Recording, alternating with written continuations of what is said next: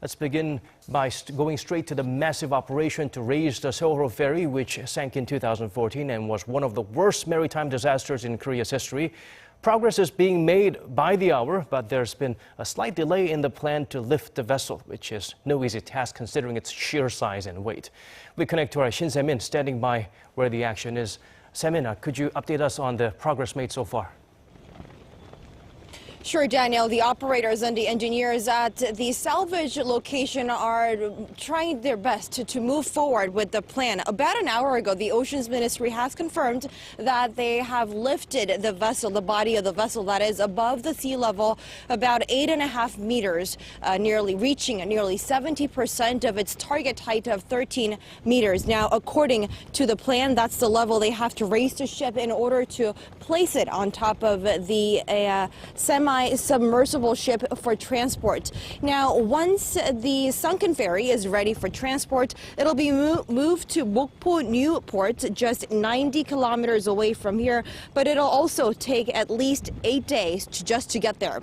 And this will have to be done by Friday, tomorrow, which is a deadline set by the government for the completion of the first stage of the salvaging operation. Now, Friday is also the last day of the neap tide, when the gap between the high and low tides is at its minimum, a favorable condition for the salvage operation.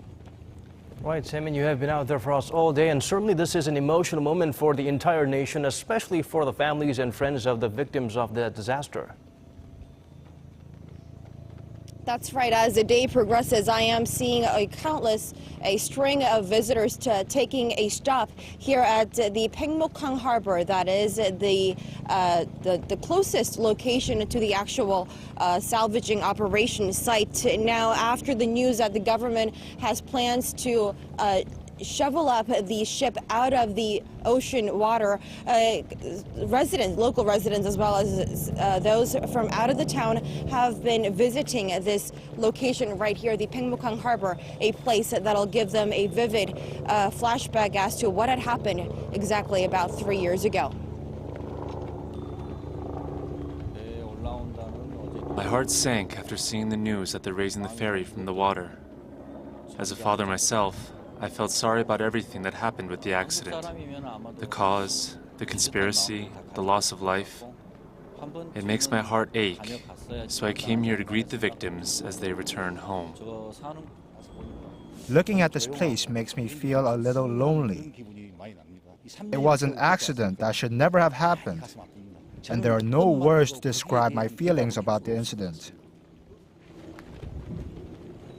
Now, volunteers are handing out warm tea just as they did back then when the accident actually happened 3 years ago, and welcoming some of the visitors. And here at the Pyeongmokhang Harbor, I was able to spot some of the relatives of the missing victims at the harbor here, but most of the families are believed to be out in the waters on a patrol boat, trying to get a closer look at the actual operation processes. Daniel?